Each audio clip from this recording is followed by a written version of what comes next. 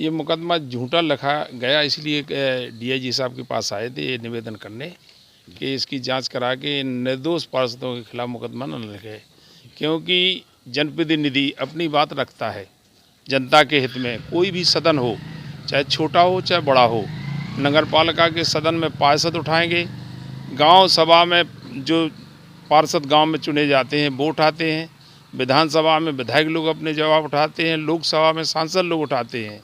तो जो सत्ता में होता है वो ऐसे दबा के नहीं तो कोई बोल ही नहीं पाएगा। तो इसलिए जो मऊरानीपुर में जो अभी हुआ है ये गलत हुआ है कि पार्षदों के सवाल पूछने पे मुकदमा लिखा दिया गया। और भ्रष्टाचार के बारे में जब पार्षद जानना चाहते हैं, नियम होता है कि पिछली कार्रवाई की पुष्टि की जाए, तो उसमें एजेंडा में लिख के आता है। तो जब पिछली कार्रवाई होती है उसे पढ़ के सुनाया जाता है कि इतने हमने यहाँ खर्च किए, इतने यहाँ खर्च करे।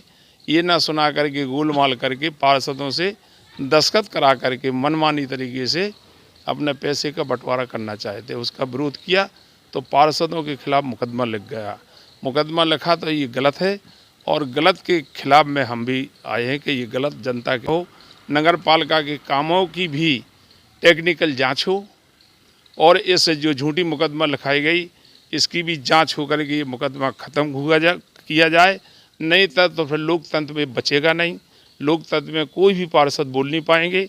और चेयरमैन क्योंकि चेक का पावर है तो ये और चेयरमैन मिल करके पूरे सरकारी धन का बंदर बांट करते रहेंगे। घोटाला पहले तो इन्होंने हाउस सोशलिंग में घोटाला किया, जो कि इन्होंने ना कोई टेंडर किया ना कुछ, अपने ही मानी ठेकेदार को पसंद को अपना ठेका दे दिया।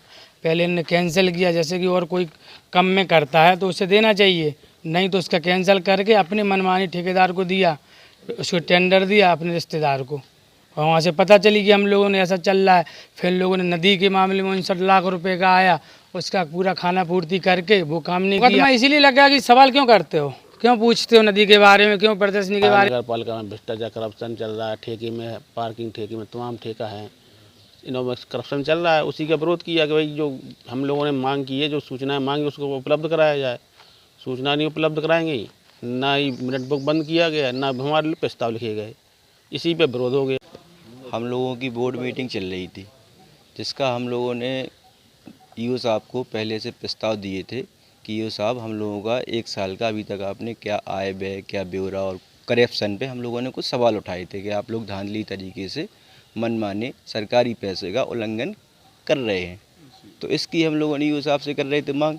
तो बीच मीटिंग में अध्यक्ष महोदय का लड़का आया, बीच मीटिंग में अध्यक्ष महोदय के लड़के आए और बोले हम लोगों से, हाँ आप लोगों के साइन हो गए हैं और अब दूसरी मीटिंग होनी है, जो भाजपा की मीटिंग और सांसद जी को आना है।